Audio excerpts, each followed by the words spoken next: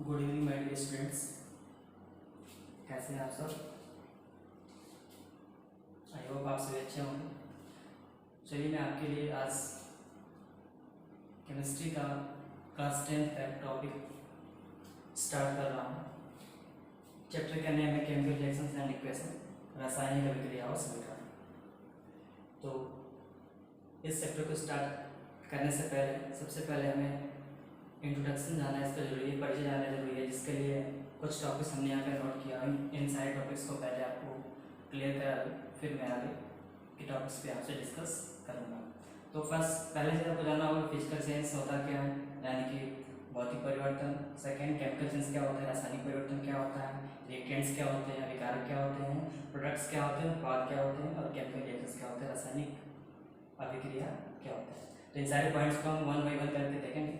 सबसे पहले बात करें अगर फिजिकल चेंज की, तो फिजिकल चेंज दैट मीन्स की भौतिक परिवर्तन। कोई भी अगर पदार्थ है, किसी पदार्थ की बात करें, अगर उसकी अपनी प्रॉपर्टी जो पहले प्रॉपर्टी थी बाद में वही प्रॉपर्टी रहती है। दैट मीन्स कहने का मतलब ये है कि किसी पदार्थ के अंदर आफ्टर सम मटेरियल्स ऐड, या फिर ये कहें कि कोई पदार्थ लेते हैं, उसको हम उसमें कुछ मिक्स करते हैं, मिलाते हैं, तो मिलाने के बाद अगर उसमें किसी रासायनिक पदार्थ का निर्माण नहीं होता है, ठीक है, तो हमारा कहलाएगा भौतिक परिवर्तन। यदि किसी पदार्थ को अगर हम एक रिएक्टिविटी कराते हैं, उसके बाद अगर उसमें रासायनिक पदार्थ का अगर उसमें चेंजेस देखने को मिलता है, दैट मीन्स रासायनिक पदार्थ उसमें आपको दिखाई दे, दैट मीन्स को आपका केमिकल चेंज कहलाएगा। ठीक है, तो फिजिकल अगर हम चेंज की बात करें तो यूँ कहेंगे कि those changes in any substance no chemical substance are found. मतलब कि किसी अगर पदार्थ में केमिकल सब्सटेंस अगर नहीं पाया जाता है, एब्सेंस होती है, उसके अनुपस्थिति होती है, वो आपको फिजिकल चेंज कहलाएगा। और इसमें आपकी केमिकल सब्सटेंस फाउंड होंगे, पाए जाएंगे, वो आपको केमिकल चेंज कहलाएगा। अगर हम फिजिकल चेंज के एग्जाम्पल की बात करें आपसे, तो बहुत सारे एग्जाम्पल हैं, जैसे कि दूध से दही का बनना, ये आपका फिजिकल चेंज का एग्जाम्पल है।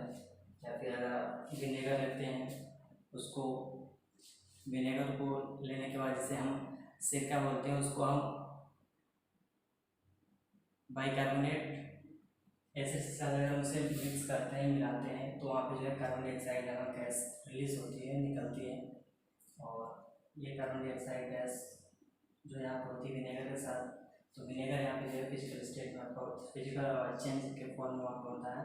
अब केमिकल चेंज की बात करें, अगर हम रासायनिक परिवर्तन की बात करें, तो इसमें जो है नए रासायनिक पदार्थ का निर्माण होता है, नए पदार्थ को उसमें देखने को मिलता है। जैसे कि आपका डेसिप्रेशन है, जैसे कि आपका इसमें आपका रेसिप्रेशन अर्थात श्वसन क्रिया, भोजन का बनना,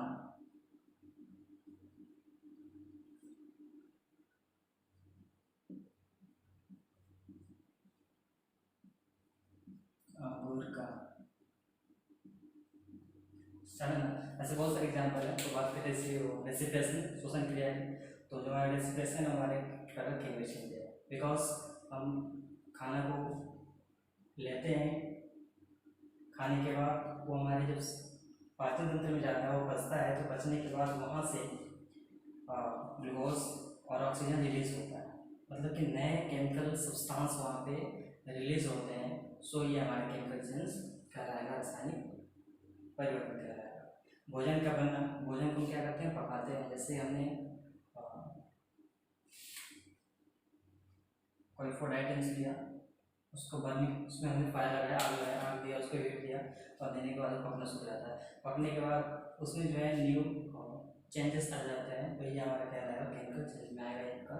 ऐसे अंगूर का सड़ना, फर्मेंटेशन ऑफ ग्रेप्स, अंगूर को जब सड़ाते हैं तो वहाँ पे एक न्यू चेंजिंग देखने को क्या मिलता है कि सड़ने के बाद वहाँ से बियर बनाते हैं, लीयर हो गया, विस्की हो गया, उसके थ्रू हम क्या करते हैं, बनाते हैं जहाँ पे आपके नया केमिकल सब्सटेंस उसके अंदर पार्टिसिपेट रहता है, शामिल रहता है, और ये भी आपका केमिकल चेंजेस के अंतर्गत आएगा। अब बात करते हैं रिएक्टेंट्स की कि ये अभिकारक क्या होते हैं। तो किसी रासायनिक अभिक्रिया में भाग लेने वाले, पार्टिसिपेट करने वाले जो एलिमेंट्स होते हैं या कंपाउंड्स होते हैं, मतलब किसी रासायनिक अभिक्रिया में जो भाग लेने वाले तत्व या यौगिक होते हैं उन्हें हम रिएक्टेंट्स कहते हैं। उन्हें हिंदी में हम अभिकारक पदार्थ कहते हैं। मतलब अभिकारक पदार्थ वे पदार्थ होते हैं जो किसी रासायनिक अभिक्रिया में हिस्सा लेते हैं, भाग लेते हैं, पार्टिसिपेट करते हैं। अब बात करते हैं प्रोडक्ट्स की। प्रोडक्ट्स क्या होते हैं? आफ्टर केमिकल रिएक्शन, रासायनिक अभिक्रिया के बाद जो नया पदार्थ हमें प्राप्त होता है, a new substance are formed after a chemical reaction is called products. That means कि केमिकल रिएक्शन होने के बाद जो हमें न्यू प्रोडक्ट, न्यू सब्सटेंस, नया पदार्थ जो हमें मिलता है वो हमारा प्रोडक्ट कहलाता है, अर्थात उत्पाद कहलाता है बनने के बाद। इसके बाद में बात करते हैं केमिकल रिएक्शंस क्या होते हैं। तो chemical reactions are those reactions, रासायनिक विक्रिया वे विक्रिया होती हैं जिनमें लिए गए यानी कि अभिकारक का गुण नए बने हुए पदार्थों के गुणों से बिल्कुल हमारा क्या होता है, वहाँ पे डिफरेंट होता है, भिन्न होता है।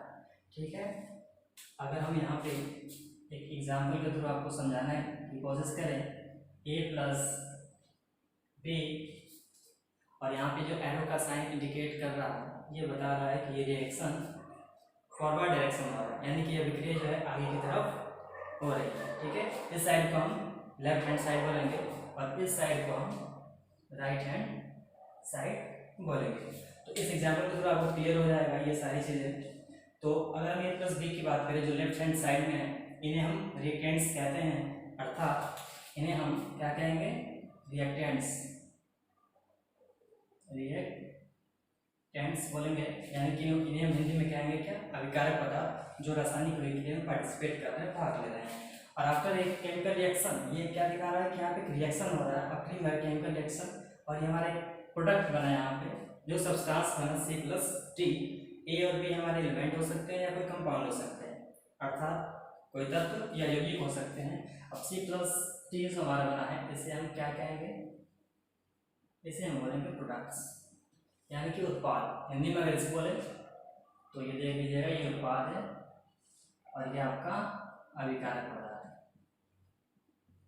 ये आपका अभिकारक पदार्थ है।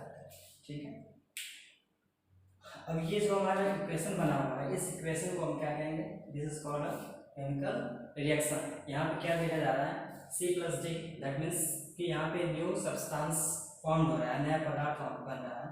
ए और बी के जो गुण हैं, जो प्रॉपर्टीज हैं, इसके गुणों से बिल्कुल ही डिफरेंट होंगे, तभी ये जो है हमारा केमिकल रिएक्शन कहलाएगा। ठीक है, अब जो है ये सारे टॉपिक्स क्लियर होंगे, और physical change, chemical change, reactants, products and chemical reaction. अब इसके लिए हम कुछ एग्जांपल देंगे तो आपको थोड़ा सा ज़्यादा ही बेटर तरीके से समझ में आएगा। जैसे कि हम आपने नाम सुना होगा Mg, मैग्नीशियम, जिसकी एटॉमिक नंबर होती है 12 + O2, ऑक्सीजन। ठीक है, atomic number 8। After chemical reaction, रासायनिक अभिक्रिया के बाद ये जो बनता है हमारा, ये बन जाता है MgO। ठीक है, तो अभी चूंकि हमारा बैलेंस नहीं है, बैलेंस अनबैलेंस, हम इसके जो टॉपिक आएंगे उस टाइम बताएंगे, तो इसे हम यहाँ पे बैलेंस करते रहें।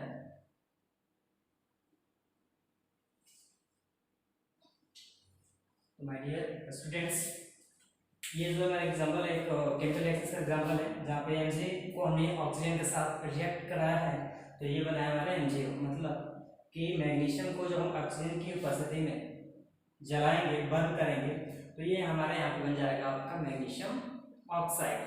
ठीक है, तो अगर देखें तो मैग्नीशियम की जो प्रॉपर्टीज है, जो गुण है, और ऑक्सीजन की जो प्रॉपर्टीज है, ये दोनों के दोनों प्रॉपर्टीज इस मैग्नीशियम ऑक्साइड से बिल्कुल ही डिफरेंट है, बिल्कुल क्लियर आएगा। वो कैसे, तो देखिए मैग्नीशियम एक अति ज्वलनशील पदार्थ होता है, ये फीते के रूप में, रिबन के रूप में आता है। ये एयर के कांटेक्ट में आएगा और तेजी से ये जलने लगता है। और ऑक्सीजन हमारे क्या प्राणवायु के रूप में से यूज करते हैं, हम सांस के रूप में से लेते हैं। Without oxygen we can not live.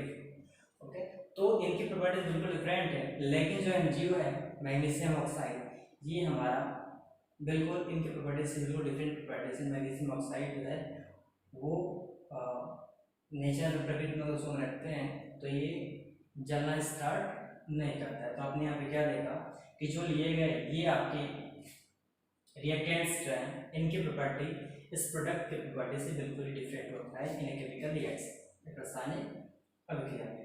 ये जो आपके मैग्नीशियम है और जो ऑक्सीजन है ये आपके क्या कहलाएंगे, ये आपके कहलाएंगे रिएक्टेंट्स। ये क्या कहलाएंगे, आपके रिएक्टेंट्स कहलाएंगे। और आपका जो मैग्नीशियम ऑक्साइड बना है ये आपका कहलाएगा प्रोडक्ट्स। क्लियर?